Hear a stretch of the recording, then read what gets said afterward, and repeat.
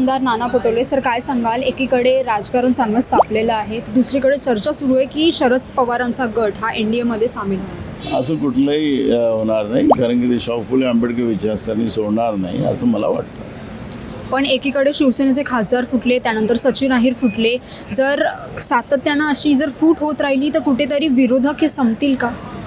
ते BJPचं कामच आहे. त्यांनी सांगितलंच आहे की त्यांचे जे राष्ट्रीय अध्यक्ष होते JP नड्डा, त्यांनी सांगितलं की आम्ही जे स्टेट लेवलचे पक्ष आहेत त्यांना आम्ही तोडू आणि संपवू. त्या पद्धतीत ते काम करतात. सर, दुसरा असा प्रश्न आहे की मिसिंग लिंक संदर्भात लास्ट टाईम जेव्हा 2 महिन्यांपूर्वी जेव्हा मिसिंग लिंक बनला तेव्हा मोठा गाजावाजा करत महायुतीने क्रेडिट घेत त्याचा जे उद्घाटन केलं होतं, पण आता त्या मिसिंग लिंकची दुरावस्था पाहायला मिळते. निसर्गाने पोलकोल केलेली आहे यांची भ्रष्टाचाराची. तर भ्रष्टाचाराचं समर्थन कसं करायचं, त्याची एक्सपर्टी काय आहे, हे सगळ्यात मोठं उत्तम उदाहरण आपण घेतलं तर जे महायुतीचं फडणवीसांचं सरकार आहे ते सगळ्यात मोठं भ्रष्टाचाराचं एकमेव उदाहरण आहे.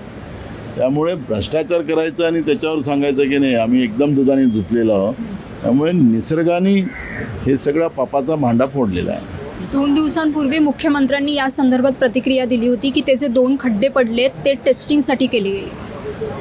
आणि ते काही पण सांगू शकतात ना, एक्सपर्टी त्यांची ती आहे खोटं बोलायची, त्यांच्या आधारात ते करतात आहे. पण सर, एकूणच पाहायला गेलं तर BMC ही श्रीमंत महानगरपालिका आहे. पावसानंतर मुंबईची देखील दुरवस्था पाहायला मिळाली, अनेक खड्डे पाहायला मिळतात, अनेकांचा मृत्यू होतोय. काय सांगू?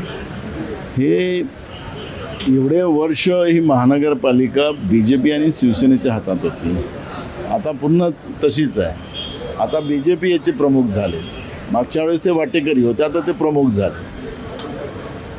मग एवढ्या काळामध्ये मुंबईसारख्या आर्थिक महानगरीला, आर्थिक राजधानीला देशाच्या घाण करण्याचं काम, तिला लुटण्याचं काम, तिला ओरबडण्याचं काम भाजप आणि त्यांच्या सगळ्या लोकांनी केलेलं आहे आणि तेच भोगतोय आणि मुंबईकर भोगतात आहेत त्याचे परिणाम. मुंबईची तुंबई झाली आहे, सरकारने याची जबाबदारी घेतली पाहिजे का? याला जबाबदार कोण? मुंबईची तुंबई झाली आहे, अनेक नागरिकांचे हाल होत आहेत पावसामुळे, सरकारने याची जबाबदारी घ्यायला हवी का? याला जबाबदार घेतलीच पाहिजे. सरकारने जेव्हा जनतेकडून मतं मागत असताना यांनी जे मुंबईकरांना आश्वासन दिलेलं होतं त्या आश्वासनाचं पालनच या लोकांनी केलेलं नाही.